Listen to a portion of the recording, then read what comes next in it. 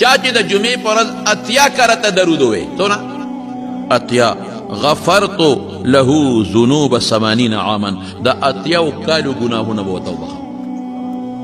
دا حدیث زمونږ د علما پې پیږي په دې کې څه ضعف شته خو دا متعدد احادیث دي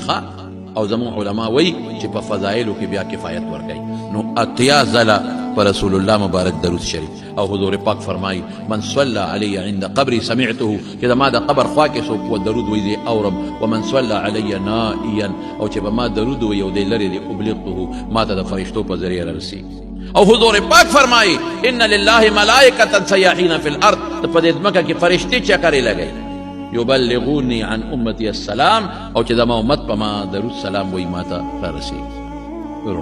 د نن نه پس پکه خیري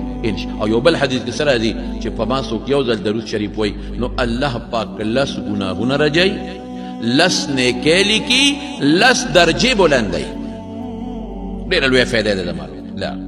اوس په ټولو کې بهتر درود ابراهیمي دی.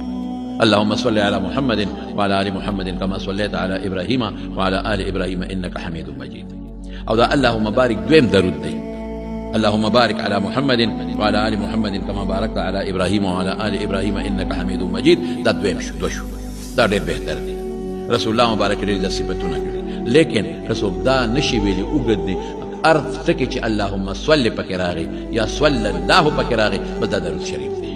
اللهم صل لفظ یا وصلى الله لن درود دا دی وصلى الله على النبي الامي وصلى الله على النبي الامي.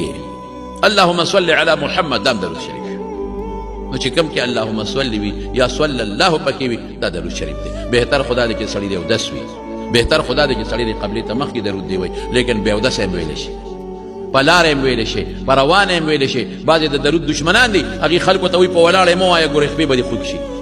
د کونډو دړ نه کونډو دړ خو پر چېرې چې چا په کونډو دړ دا وایي ما درود شریف په ولاړه ویلي او چاته وایي چې په روانه کې دی سترګې به دې کمزوري شي نظر خدا چا کمزوری ټول دروغ دي ښه د درود د څوک مه منې کوئ. آداب یې دا دي چې په اودس کې ووایه آداب یې دا دي چې جومات کې کښېنه قبلې ته مخ کړه لیکن ذکر شو درود شریف شو تلاوت د قرآن شریف شو دا ټول په روانه هم ویلی شي په ولاړه هم ویلی شي په ناسته هم ویلی شي او هر ټایم یې وایه درود شریف. او بالخصوص د شپې چې کله وده کېږئ نو ځان له یو مقرر کې یو